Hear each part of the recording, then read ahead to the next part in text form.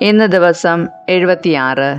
ഇന്ന് വായിക്കുന്ന വചനഭാഗങ്ങൾ സംഖ്യ അദ്ധ്യായം 31, നിയമാവർത്തനം അദ്ധ്യായം 30, സങ്കീർത്തനങ്ങൾ 116. സംഖ്യ അദ്ധ്യായം 31. മിദ്യാനെ നശിപ്പിക്കുന്നു. കർത്താവ് മോശയോട് അരുൾ ചെയ്തു, ഇസ്രായേൽ ജനത്തിനു വേണ്ടി മിദ്യാൻകാരോട് പ്രതികാരം ചെയ്യുക. അതിനുശേഷം നീ നിന്റെ പിതാക്കന്മാരോട് ചേരും. മോശ ജനത്തോട് പറഞ്ഞു, മിദ്യാൻകാരുടെ മേൽ കർത്താവിൻ്റെ പ്രതികാരം നടത്താൻ അവർക്കെതിരെ പുറപ്പെടുന്നതിന് നിങ്ങളുടെ യോദ്ധാക്കളെ ഒരുക്കുവിൻ. ഇസ്രായേലിലെ ഓരോ ഗോത്രത്തിലും നിന്ന് 1000 പേരെ വീതം യുദ്ധത്തിനയക്കണം. അങ്ങനെ ഇസ്രായേലിലെ സഹസ്രങ്ങളിൽ നിന്ന് ഓരോ ഗോത്രത്തിലും നിന്ന് 1000 പേർ വീതം 12000 പേരെ യുദ്ധത്തിന് വേർതിരിച്ചു. മോശ ഓരോ ഗോത്രത്തിലും നിന്ന് 1000 പേർ വീതമുള്ളവരെ പുരോഹിതനായ എലയാസറിൻ്റെ മകൻ ഫിനെഹാസിനോടൊപ്പം യുദ്ധത്തിനയച്ചു. ഫിനെഹാസ് വിശുദ്ധ മന്ദിരത്തിലെ ഉപകരണങ്ങളും സൂചനാ കാഹളങ്ങളും വഹിച്ചിരുന്നു. കർത്താവ് മോശയോട് കൽപ്പിച്ചതുപോലെ അവർ മിദ്യാൻകാരോട് യുദ്ധം ചെയ്ത് പുരുഷന്മാരെയെല്ലാം കൊന്നൊടുക്കി. അവർ യുദ്ധത്തിൽ വധിച്ചവരുടെ കൂട്ടത്തിൽ ഏവി, രേക്കം, സൂർ, ഹൂർ, റേബ എന്നീ 5 മിദ്യാൻ രാജാക്കന്മാരും ഉണ്ടായിരുന്നു. ബയോറിൻ്റെ മകനായ ബാലാമിനെയും അവർ വാളിനിരയാക്കി. ഇസ്രായേല്യർ മിദ്യാൻ സ്ത്രീകളെയും കുഞ്ഞുങ്ങളെയും തടവുകാരാക്കി. കന്നുകാലികളെയും ആട്ടിൻപറ്റങ്ങളെയും സമ്പത്തൊക്കെയും കൊള്ളവസ്തുവായി എടുത്തു. അവർ വസിച്ചിരുന്ന എല്ലാ പട്ടണങ്ങളും താവളങ്ങളും അഗ്നിക്കിരയാക്കി. കൊള്ളവസ്തുക്കളും മനുഷ്യരും മൃഗങ്ങളും അടങ്ങിയ എല്ലാ കവർച്ച മുതലും അവർ എടുത്തു. പിന്നീട് തടവുകാരെ കൊള്ളവസ്തുക്കളോടൊപ്പം ജെറീക്കോയുടെ എതിർവശത്ത് ജോർദാനരികെയുള്ള മൊവാബ് സമുദ്രത്തിലെ പാളയത്തിലേക്ക് മോശയുടെയും പുരോഹിതനായ എലയാസറിൻ്റെയും ഇസ്രായേൽ സമൂഹത്തിൻ്റെയും അടുക്കലേക്ക് കൊണ്ടുവന്നു. മോശയും പുരോഹിതൻ എലയാസറും സമൂഹ നേതാക്കളും അവരെ എതിരേൽക്കാൻ പാളയത്തിന് പുറത്തേക്ക് വന്നു. മോശ യുദ്ധം കഴിഞ്ഞു വന്ന സഹസ്രാധിപന്മാരും ശതാധിപന്മാരുമായ പടത്തലവന്മാരോട് കോപിച്ചു. അവൻ പറഞ്ഞു, നിങ്ങൾ സ്ത്രീകളെല്ലാം ജീവനോടെ വച്ചിരിക്കുന്നുവോ? ഇവരാണ് ബാലാമിൻ്റെ ഉപദേശപ്രകാരം പെയോറിലെ സംഭവത്തിൽ ഇസ്രായേലിനെ കർത്താവിനെതിരെ തെറ്റ് ചെയ്യാൻ പ്രേരിപ്പിച്ചത്. അന്ന് കർത്താവിൻ്റെ സമൂഹത്തിൽ മഹാമാരിയുണ്ടായി. അതിനാൽ സകല ആൺകുഞ്ഞുങ്ങളെയും പുരുഷനെ അറിഞ്ഞ സ്ത്രീകളെയും വധിക്കുക. എന്നാൽ പുരുഷനെ അറിഞ്ഞിട്ടില്ലാത്ത പെൺകുട്ടികളെ നിങ്ങൾക്കായി ജീവനോടെ സൂക്ഷിച്ചുകൊള്ളുക. നിങ്ങൾ 7 ദിവസം പാളയത്തിന് പുറത്തു താമസിക്കണം. ആരെയെങ്കിലും കൊന്നവനും കൊല്ലപ്പെട്ട ആരെയെങ്കിലും തൊട്ടവനുമായി നിങ്ങളിലുള്ളവരെല്ലാം 3-ാം ദിവസവും 7-ാം ദിവസവും തങ്ങളെ തന്നെയും തങ്ങളുടെ തടവുകാരെയും ശുദ്ധീകരിക്കണം. വസ്ത്രങ്ങളും തോൽ, കോലാട്ടിൻ രോമം, തടി ഇവ കൊണ്ട് നിർമ്മിച്ച സകല വസ്തുക്കളും ശുദ്ധീകരിക്കണം. പുരോഹിതനായ എലയാസർ യുദ്ധത്തിന് പോയിരുന്ന യോദ്ധാക്കളോട് പറഞ്ഞു, കർത്താവ് മോശയോട് കൽപ്പിച്ച നിയമം ഇതാണ്. സ്വർണം, വെള്ളി, ഓട്, ഇരുമ്പ്, തകരം, ഈയം മുതലായ തീയിൽ നശിച്ചു പോകാത്ത സാധനമൊക്കെയും അഗ്നിശുദ്ധി വരുത്തണം. പിന്നീട് ശുദ്ധീകരണ ജലം കൊണ്ട് ശുദ്ധീകരിക്കണം. തീയിൽ നശിക്കുന്നവ വെള്ളത്തിൽ മുക്കി ശുദ്ധീകരിക്കണം. 7-ാം ദിവസം നിങ്ങൾ വസ്ത്രമലക്കണം. അപ്പോൾ നിങ്ങൾ ശുദ്ധരാകും. അതിനുശേഷം നിങ്ങൾക്ക് പാളയത്തിലേക്ക് വരാം. കൊള്ള മുതൽ പങ്കിടുന്നു. കർത്താവ് മോശയോട് അരുൾ ചെയ്തു, നീയും പുരോഹിതനായ എലയാസറും സമൂഹത്തിലെ ഗോത്ര നേതാക്കളും കൂടി കൊള്ളയായി പിടിക്കപ്പെട്ട മനുഷ്യരുടെയും മൃഗങ്ങളുടെയും കണക്കെടുത്ത് അവയെ യുദ്ധത്തിനു പോയ യോദ്ധാക്കൾക്കും സമൂഹത്തിനുമായി 2ആയി ഭാഗിക്കുക. തടവുകാരിലാരും കാള, കഴുത, ആട് ഇവയിലും 500-ന് 1 വീതം കർത്താവിന് ഓഹരിയായി യുദ്ധത്തിന് പോയവരിൽ നിന്ന് വാങ്ങണം. അവരുടെ ഓഹരിയിൽ നിന്ന് അതെടുത്ത് കർത്താവിന് കാണിക്കയായി പുരോഹിതനായ എലയാസറിന് കൊടുക്കണം. ഇസ്രായേൽ ജനത്തിന് ഓഹരിയായി ലഭിച്ച തടവുകാർ കാള, കഴുത, ആട് എന്നിവയിൽ നിന്ന് 50-ന് 1 വീതമെടുത്ത് കർത്താവിൻ്റെ കൂടാരത്തിൽ സേവനമനുഷ്ഠിക്കുന്ന ലേവ്യർക്ക് കൊടുക്കണം. മോശയും പുരോഹിതൻ എലയാസറും കർത്താവ് കൽപ്പിച്ചതുപോലെ ചെയ്തു.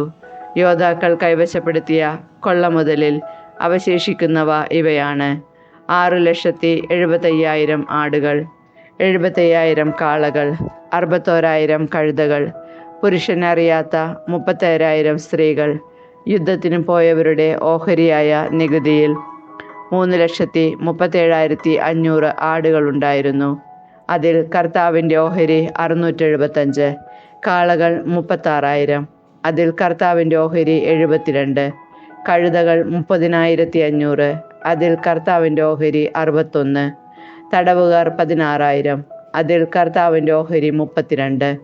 കർത്താവ് കൽപ്പിച്ചതുപോലെ അവിടത്തേക്ക് കാഴ്ച സമർപ്പിക്കുവാനുള്ള ഓഹരി മോശ പുരോഹിതനായ എലയാസറിന് കൊടുത്തു. യുദ്ധത്തിന് പോയവരുടെ ഓഹരിയിൽപ്പെടാതെ ഇസ്രായേൽ ജനത്തിനുള്ള ഓഹരിയായി മോശ മാറ്റിവെച്ച പകുതിയിൽ 3,37,500 ആടുകളും 36,000 കാളകളും 30,500 കഴുതകളും 16,000 തടവുകാരുമുണ്ടായിരുന്നു. ഇസ്രായേൽ ജനത്തിനുള്ള ഓഹരിയിൽ നിന്ന് തടവുകാരെയും മൃഗങ്ങളെയും 50-ന് 1 വീതം കർത്താവ് കൽപ്പിച്ചതുപോലെ മോശ അവിടുത്തെ കൂടാരത്തിൽ സേവനമനുഷ്ഠിക്കുന്ന ലേവ്യർക്ക് കൊടുത്തു.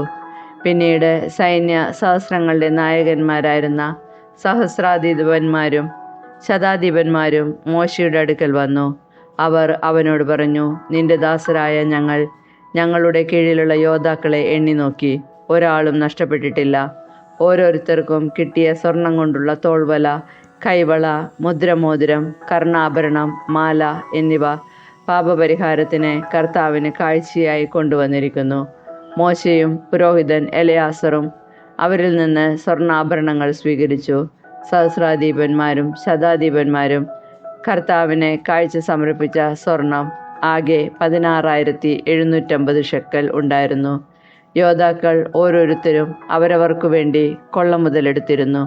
മോശയും പുരോഹിതനായ എലയാസറും കൂടി സഹസ്രാധിപന്മാരിൽ നിന്നും ശതാധിപന്മാരിൽ നിന്നും വാങ്ങിയ സ്വർണം കർത്താവിൻ്റെ മുൻപിൽ ഇസ്രായേൽ ജനത്തിനൊരു സ്മാരകമായി സമാഗമ കൂടാരത്തിലേക്ക് കൊണ്ടുപോയി. നിയമാവർത്തനം അധ്യായം 30. പശ്ചാത്താപവും പുനരുദ്ധാരണവും. ഞാൻ നിങ്ങളെ അറിയിച്ച എല്ലാ കാര്യങ്ങളും അനുഗ്രഹവും ശാപവും നിങ്ങളുടെ മേൽ വന്നു ഭവിക്കുമ്പോൾ നിങ്ങളുടെ ദൈവമായ കർത്താവ് നിങ്ങളെ ചിതറിച്ച ജനതകളുടെ ഇടയിൽ വച്ച് നിങ്ങൾ അവയെപ്പറ്റി ഓർക്കും. അന്ന് നിന്റെ ദൈവമായ കർത്താവിങ്കലേക്ക് തിരിഞ്ഞ് നീയും നിന്റെ മക്കളും ഇന്ന് ഞാൻ നൽകുന്ന കർത്താവിൻ്റെ കൽപ്പനകളെല്ലാം കേട്ട് പൂർണ്ണ ഹൃദയത്തോടും പൂർണ്ണാത്മാവോടും കൂടെ അവ അനുസരിക്കും. അപ്പോൾ നിങ്ങളുടെ ദൈവമായ കർത്താവ് നിങ്ങളുടെ അടിമത്തം അവസാനിപ്പിക്കും, നിങ്ങളോട് കാരുണ്യം കാണിക്കുകയും കർത്താവ് നിങ്ങളെ ചിതറിച്ചിരുന്ന സകല ജനതകളിലും നിന്ന് നിങ്ങളെ ഒരുമിച്ച് കൂട്ടുകയും ചെയ്യും. നിങ്ങൾ ആകാശത്തിൻ്റെ അതിർത്തിയിലേക്ക് ചിതറിപ്പോയാലും അവിടെ നിന്ന് കർത്താവ് നിങ്ങളെ ഒരുമിച്ച് കൂട്ടുകയും തിരികെ കൊണ്ടുവരികയും ചെയ്യും. നിങ്ങളുടെ പിതാക്കന്മാർ സ്വന്തമാക്കിയിരുന്ന ദേശത്തേക്ക് നിങ്ങളുടെ ദൈവമായ കർത്താവ് നിങ്ങളെ കൂട്ടിക്കൊണ്ടുവരും. നിങ്ങൾ അത് കൈവശമാക്കും. അവിടുന്ന് നിങ്ങൾക്ക് നന്മ ചെയ്യുകയും നിങ്ങളെ നിങ്ങളുടെ പിതാക്കന്മാരെക്കാൾ അനേകമടങ്ങ് വർദ്ധിപ്പിക്കുകയും ചെയ്യും. നിന്റെ ദൈവമായ കർത്താവിനെ പൂർണ്ണ ഹൃദയത്തോടും പൂർണ്ണാത്മാവോടും കൂടെ സ്നേഹിക്കുന്നതിനും അങ്ങനെ നീ ജീവിച്ചിരിക്കേണ്ടതിനും വേണ്ടി അവിടുന്ന് നിന്റെയും നിന്റെ മക്കളുടെയും ഹൃദയ കവാടം തുറക്കും. നിന്റെ ദൈവമായ കർത്താവ് ഈ ശാപങ്ങളെല്ലാം നിന്റെ വിരോധികളുടെ മേലും നിന്നെ പീഡിപ്പിക്കുന്ന ശത്രുക്കളുടെ മേലും വർഷിക്കും. നിങ്ങൾ മനസ്സു തിരിഞ്ഞ് കർത്താവിൻ്റെ വാക്ക് കേൾക്കുകയും ഇന്ന് ഞാൻ നിങ്ങൾക്ക് നൽകുന്ന കൽപ്പനകളെല്ലാം പാലിക്കുകയും ചെയ്യും. നിങ്ങളുടെ ദൈവമായ കർത്താവ് നിങ്ങളെ എല്ലാ പ്രയത്നങ്ങളിലും സമൃദ്ധമായി അനുഗ്രഹിക്കും. ധാരാളം മക്കളും കന്നുകാലികളും സമൃദ്ധമായി വിളവും അവിടുന്ന് നിങ്ങൾക്ക് പ്രദാനം ചെയ്യും. നിന്റെ പിതാക്കന്മാരുടെ ഐശ്വര്യത്തിൽ സന്തോഷിച്ചതുപോലെ നിന്റെ ഐശ്വര്യത്തിലും അവിടുന്ന് സന്തോഷിക്കും. ഈ നിയമഗ്രന്ഥത്തിൽ എഴുതിയിരിക്കുന്ന എല്ലാ കൽപ്പനകളും ചട്ടങ്ങളും അനുസരിക്കുന്നതിനായി നീ നിന്റെ ദൈവമായ കർത്താവിൻ്റെ വാക്ക് കേൾക്കുകയും പൂർണ്ണ ഹൃദയത്തോടും പൂർണ്ണ ആത്മാവോടും കൂടെ അവിടുത്തെ നേർക്ക് തിരിയുകയും ചെയ്യുമെങ്കിൽ മാത്രമേ അത് സംഭവിക്കൂ. ഇന്ന് ഞാൻ നിനക്ക് നൽകുന്ന ഈ കൽപ്പന നിന്റെ ശക്തിക്കതീതമോ അപ്രഭ്യമം വിധം വിദൂരസ്ഥമോ അല്ല. നാം അത് കേൾക്കാനും അതനുസരിച്ച് പ്രവർത്തിക്കാനുമായി നമുക്ക് വേണ്ടി ആര് സ്വർഗത്തിലേക്ക് കയറിച്ചെന്ന് അത് കൊണ്ടുവന്നു തരും എന്ന് നീ പറയാൻ അത് സ്വർഗത്തിലല്ല. ഇത് കേട്ട് പ്രവർത്തിക്കാൻ ആര് കടലിനക്കരെ പോയി അത് നമുക്ക് കൊണ്ടുവന്നു തരും എന്ന് പറയാൻ അത് കടലിനക്കരെയുമല്ല. വചനം നിനക്ക് സമീപസ്ഥമാണ്, അത് നിന്റെ ആദരത്തിലും ഹൃദയത്തിലുമുണ്ട്. അത് പ്രാവർത്തികമാക്കാൻ നിനക്ക് കഴിയും. ജീവനോ മരണമോ തിരഞ്ഞെടുക്കുക. ഇതാ, ഇന്ന് ഞാൻ നിന്റെ മുൻപിൽ ജീവനും നന്മയും മരണവും തിന്മയും വച്ചിരിക്കുന്നു. ഇന്ന് ഞാൻ നിന്നോട് ആജ്ഞാപിക്കുന്നതനുസരിച്ച് നിന്റെ ദൈവമായ കർത്താവിനെ സ്നേഹിക്കുകയും അവിടുത്തെ മാർഗത്തിൽ ചരിക്കുകയും അവിടുത്തെ കൽപ്പനകളും ചട്ടങ്ങളും പാലിക്കുകയും ചെയ്താൽ നീ ജീവിക്കും. നീ കൈവശമാക്കാൻ പോകുന്ന ദേശത്ത് നിന്റെ ദൈവമായ കർത്താവ് നിന്നെ അനുഗ്രഹിച്ച് വർദ്ധിപ്പിക്കും. എന്നാൽ ഇവയൊന്നും കേൾക്കാതെ നിന്റെ ഹൃദയം വ്യതിചലിക്കുകയും അന്യദേവന്മാരെ ആരാധിക്കുന്നതിനും അവരെ സേവിക്കുന്നതിനുമായി വശീകരിക്കപ്പെടുകയും ചെയ്താൽ നീ തീർച്ചയായും നശിക്കുമെന്നും ജോർദാൻ കടന്ന് കൈവശമാക്കാൻ പോകുന്ന ദേശത്ത് ദീർഘകാലം ജീവിക്കുകയില്ലെന്നും ഇന്ന് ഞാൻ ഉറപ്പിച്ചു പറയുന്നു. ജീവനും മരണവും അനുഗ്രഹവും ശാപവും ഞാൻ നിന്റെ മുൻപിൽ വച്ചിരിക്കുന്നു എന്നതിന് ആകാശത്തെയും ഭൂമിയെയും ഞാനിന്ന് നിനക്കെതിരായി സാക്ഷിയാക്കുന്നു. നീയും നിന്റെ സന്തതികളും ജീവിക്കേണ്ടതിന് ജീവൻ തിരഞ്ഞെടുക്കുക. നിന്റെ ദൈവമായ കർത്താവിനെ സ്നേഹിച്ച് അവിടുത്തെ വാക്കുകേട്ട് അവിടത്തോട് ചേർന്ന് നിൽക്കുക. നിനക്ക് ജീവനും ദീർഘായുസ് ലഭിക്കും. നിന്റെ പിതാക്കന്മാരായ അബ്രാഹത്തിനും ഇസഹാക്കിനും യാക്കോബിനും നൽകുമെന്ന് കർത്താവ് ശപഥം ചെയ്ത ദേശത്ത് നീ വസിക്കുകയും ചെയ്യും. സങ്കീർത്തനങ്ങൾ 116. കൃതജ്ഞത. ഞാൻ കർത്താവിനെ സ്നേഹിക്കുന്നു. എൻ്റെ പ്രാർത്ഥനയുടെ സ്വരം അവിടുന്ന് ശ്രവിച്ചു. അവിടുന്ന് എനിക്ക് ചെവി ചായ്ച്ചു തന്നു. ഞാൻ ജീവിതകാലം മുഴുവൻ അവിടുത്തെ വിളിച്ചപേക്ഷിക്കും. മരണക്കെണി എന്നെ വലയം ചെയ്തു. പാതാളപാശങ്ങൾ എന്നെ ചുറ്റി. ദുരിതവും തീവ്രവേദനയും എന്നെ ഗ്രസിക്കുന്നു. ഞാൻ കർത്താവിൻ്റെ നാമം വിളിച്ചപേക്ഷിച്ചു. കർത്താവെ, ഞാൻ യാചിക്കുന്നു, എൻ്റെ ജീവൻ രക്ഷിക്കണമേ. കർത്താവ് കരുണാമയനും നീതിമാനുമാണ്. നമ്മുടെ ദൈവം കൃപാലുവാണ്. എളിയവരെ കർത്താവ് പരിപാലിക്കുന്നു. ഞാൻ നിലം പറ്റിയപ്പോൾ അവിടുന്ന് എന്നെ രക്ഷിച്ചു. എൻ്റെ ആത്മാവെ, നീ ശാന്തിയിലേക്ക് മടങ്ങുക. കർത്താവ് നിന്റെ മേൽ അനുഗ്രഹം വർഷിച്ചിരിക്കുന്നു. അവിടുന്ന് എൻ്റെ പ്രാണനെ മരണത്തിൽ നിന്നും ദൃഷ്ടികളെ കണ്ണുനീരിൽ നിന്നും കാലുകളെ ഇടർച്ചയിൽ നിന്നും മോചിപ്പിച്ചിരിക്കുന്നു. ഞാൻ ജീവിക്കുന്നവരുടെ നാട്ടിൽ കർത്താവിൻ്റെ മുൻപിൽ വ്യാപരിക്കും. ഞാൻ കൊടിയ ദുരിതത്തിലകപ്പെട്ടു എന്ന് പറഞ്ഞപ്പോഴും ഞാൻ എൻ്റെ വിശ്വാസം കാത്തു സൂക്ഷിച്ചു. മനുഷ്യരെല്ലാവരും വഞ്ചകരാണെന്ന് പരിഭ്രാന്തനായ ഞാൻ പറഞ്ഞു. കർത്താവ് എൻ്റെ മേൽ ചൊരിഞ്ഞ അനുഗ്രഹങ്ങൾക്ക് ഞാൻ എന്ത് പകരം കൊടുക്കും? ഞാൻ രക്ഷയുടെ പാനമുയർത്തി കർത്താവിൻ്റെ നാമം വിളിച്ചപേക്ഷിക്കും. അവിടുത്തെ ജനത്തിൻ്റെ മുൻപിൽ കർത്താവിന് ഞാൻ എൻ്റെ നേർച്ചകൾ നിറവേറ്റും. തൻ്റെ വിശുദ്ധരുടെ മരണം കർത്താവിന് അമൂല്യമാണ്. കർത്താവെ, ഞാൻ അവിടുത്തെ ദാസനാണ്. അവിടുത്തെ ദാസനും അവിടുത്തെ ദാസിയുടെ പുത്രനും തന്നെ. അവിടുന്ന് എൻ്റെ ബന്ധനങ്ങൾ തകർത്തു. ഞാൻ അങ്ങേക്ക് കൃതജ്ഞതാബലി അർപ്പിക്കും. ഞാൻ കർത്താവിൻ്റെ നാമം വിളിച്ചപേക്ഷിക്കും. അവിടുത്തെ ജനത്തിൻ്റെ മുൻപിൽ കർത്താവിന് ഞാൻ എൻ്റെ നേർച്ചകൾ നിറവേറ്റും. കർത്താവിൻ്റെ ആലയത്തിൻ്റെ അങ്കണത്തിൽ ജെറുസലേമേ, നിന്റെ മധ്യത്തിൽ തന്നെ കർത്താവിനെ സ്തുതിക്കുവിൻ.